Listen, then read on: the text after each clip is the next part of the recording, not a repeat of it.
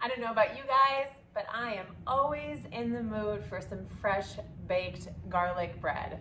It's so good by itself, but it's definitely good for things like dunking into soup, having with spaghetti and meatballs. There's nothing that beats fresh from the oven braided garlic breadsticks. And so today we are going to show you how to make them from scratch with really simple ingredients, which we're going to walk through right now. So for this particular recipe, we need 1.5 cups of regular all-purpose flour. I'm just going to get that in my bowl ready to go. And we're going to make some dough, and then we're going to let the dough rise, and then we're going to braid the dough into our braided breadsticks, paint it with some garlic butter, and then bake it off. So 1.5 cups of flour. I've got 1/2 cup of really warm water. Now that's not a really good measurement, and you really technically want it to be about 120 degrees, but not any hotter than that, because we don't want it to get too hot where it actually makes the yeast ineffective. So my kind of rule is turn the hot water on your sink, and when you stick your finger in and you're like, ooh, that's hot, that is about the right temperature. And so that is definitely warm water. And I've got my teaspoon and a half of instant yeast. And so to that, we're gonna add that to the water. I also have some honey. And this honey is gonna act in place where a lot of doughs use sugar. We're gonna use 1/2 teaspoon of honey, and that is going to take, and we're gonna kind of feed the dough that honey. Just dump that in there really quick. Give it a little shake so all the honey comes out of my container. And we're gonna let this yeast bloom. And what that means is that we're gonna let this yeast do what it does. And that is, once it gets wet and once it gets happy, it gets hungry. And when it gets hungry, it wants sugar. And so it's gonna start to eat the honey, the sugar in the honey, and it's going to create carbon dioxide as it eats the honey and produces carbon dioxide. It's so super cool. And all we have to do to make this really awesome bread thing happen is just grab a fork or a spoon from your silverware drawer, give it a little stir,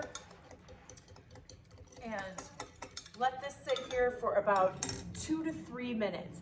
What we're gonna notice that's happening is that right now it kind of looks like a frappuccino, actually. And what we're gonna do is we're gonna allow that foam to kind of rise on the top, and we're gonna get about 1/2 inch of foam. So we're gonna let that happen for about 2 to 3 minutes. Okay, you guys, it has been about 3 minutes, and so now our yeast has got a nice, like 1/2 inch of foam on there, and that is from the yeast taking that sugar and turning it into carbon dioxide, and all those little bubbles that are in there are gonna allow our dough to rise when we put everything together now. So I've got my big bowl with my 1.5 cups of flour in there, and what I'm gonna do is I'm gonna just dig a little well in the center of this, and that's where we're gonna start adding our wet ingredients. I also have our 1/2 teaspoon of salt, and what I'm gonna do with this is gonna help flavor the dough, and I'm just gonna take and I'm gonna sprinkle that along the outside edges, so as we knead, it all gets kneaded in and evenly. Okay, we've got 1/2 tablespoon of olive oil right here. I'm gonna dump that in, and 1/2 tablespoon is actually the equivalent to 1.5 teaspoons of olive oil. So we're gonna take and put that in there, and that's that little bit of fat that's gonna help caramelize the bread when it's in the oven and help kind of hold everything together a little bit. And then we're gonna add our wet mixture. And so I'm gonna take and I'm gonna dump that into the center of my well, and I'm gonna use my big heavy duty spatula here, or a wooden spoon would work too.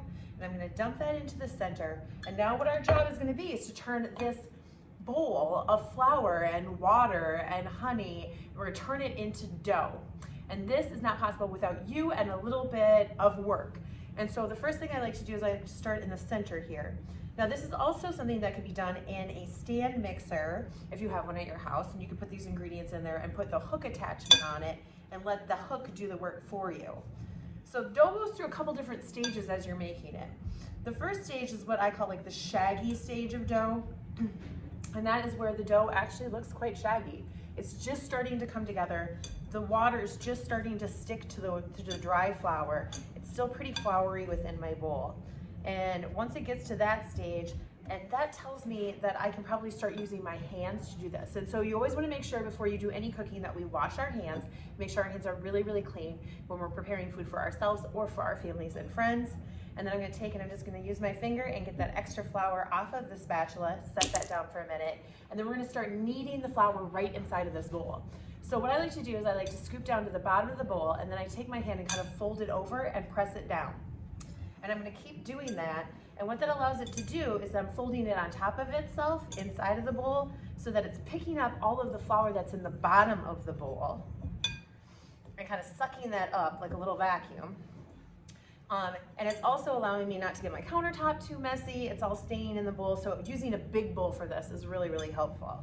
And I'm gonna keep kneading it until it kind of is gonna tell me, well, it's gonna show me that it's not gonna pick up any extra flour that's in that bowl. I'm gonna get just about everything mixed in. But there's gonna be these little kind of dry pieces, these little flakes that stay on the bottom of the bowl and then just don't wanna stick to our dough. I'm not gonna force them to.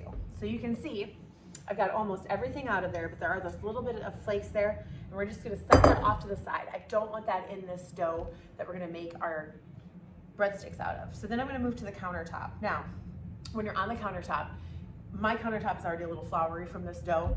If your countertop is too dry, you might need to sprinkle just a little tiny bit of flour on there, just so that it doesn't stick to your countertop.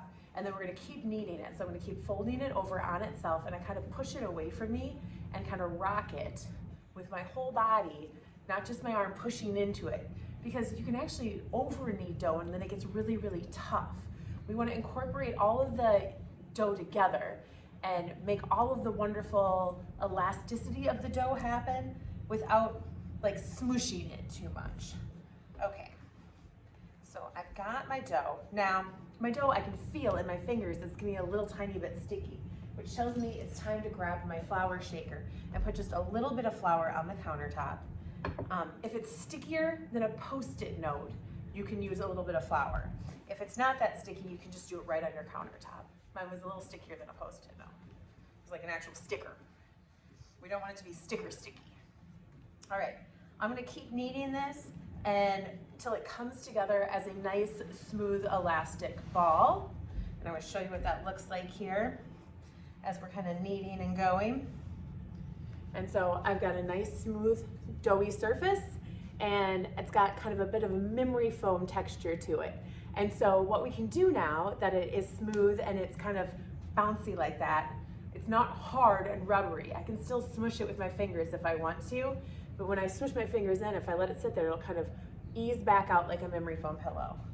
Let me get this nice and rounded off again.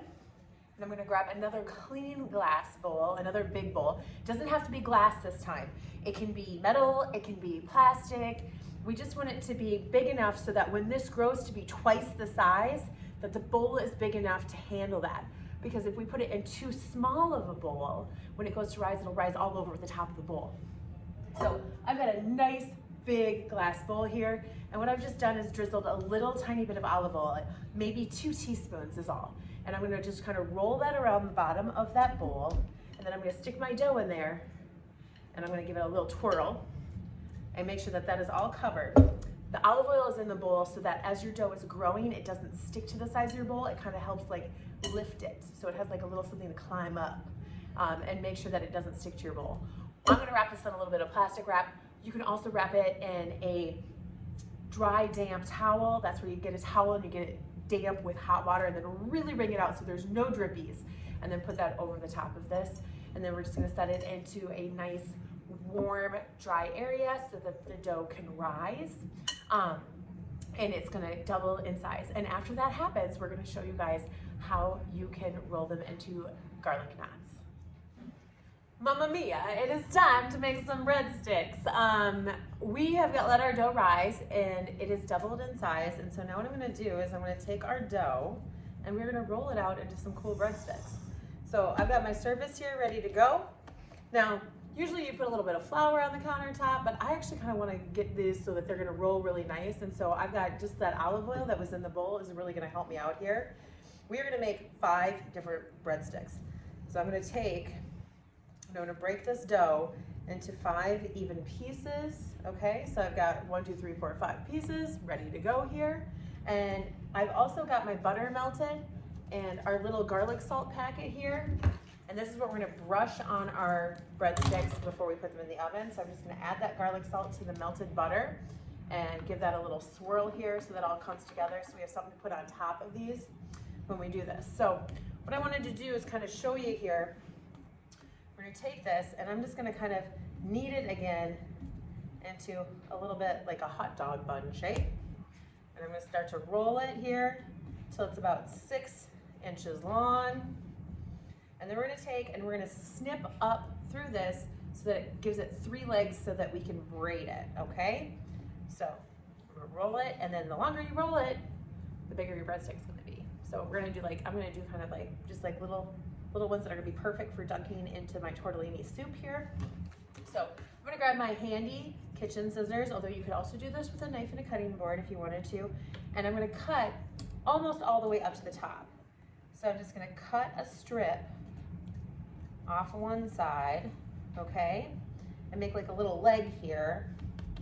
And then I'm gonna take and I'm gonna cut the other side again. So then I'm cutting, all right. So it kind of looks like a little squid. Got 3 legs there. The top is already connected. And what I'm gonna take is I'm gonna gently kind of start to I'm gonna roll them out a little bit longer here. And then what we're gonna do is we're gonna take and we're gonna braid this dough. So if you've never done this before, and it's okay because you never know things until you know them. Until you do them, you'll never learn how to do them. So I'm gonna show you kind of how I learned how to braid. There's lots of ways to learn how to braid, but I always kind of imagine, you always gotta remember which one is like the middle part of the braid. And so what I'm gonna do is I'm gonna take the left side, and then it makes the new middle. And then I'm gonna alternate and take this side, and then that makes the new middle. And I'm just gonna keep doing that until I get down to the bottom of the breadstick. And when you get down here, you're gonna give it a little smush with your finger. And then I'm gonna take and I'm gonna place this braid on my lightly sprayed, I just put a little nonstick spray on there, baking sheet. And I'm gonna continue to do that with all of the other ones that I've made here, all 5 of them. So I'm gonna get 5 breadsticks. You probably get 4 really big breadsticks, but at least I can get 5 out of here. I can totally get 5 out of here. I can probably get 6 out of here too. I'm gonna grab my towel, wipe my hands off here really quick. And then I'm also going to grab a paper towel. And the reason I'm gonna do that is I'm gonna use my paper towel like a little bit of a paintbrush so I can dab the garlic butter on my breadsticks. So one moment, please. Ta-da, paper towel. Now what I'm gonna do is I'm gonna take, and it's just the garlic salt and the butter mixed together, melted together. I'm gonna take, and because this is gonna allow me to get some of that garlic salt business on the bottom of there. And I'm just gonna take and I'm gonna dab it on top. I'm not gonna pull it, I'm not gonna tear it. And then, once you get them all done and all braided, all you gotta do is stick them in the oven and bake them until they are golden brown. And this recipe, which is in your packet, what you can have there, we're gonna bake them for about, oh goodness, 12 minutes, 12 to 15 minutes at 425 degrees. That's pretty hot, but it's bread, and bread usually bakes pretty hot. So 12 to 15 minutes, I'm gonna check out them at 10 because also it depends on what size your breadsticks are. If you made little tiny breadsticks, they're gonna cook much faster and bake much faster than if you made really, really thick, big breadsticks too. So check them on 10 minutes, and then you just take them out of the oven and they're gonna be perfect and ready to dunk into your soup and whatever else. So that's it for our breadsticks. Thank you so much, and I hope you enjoy eating them as much as I'm gonna enjoy eating them.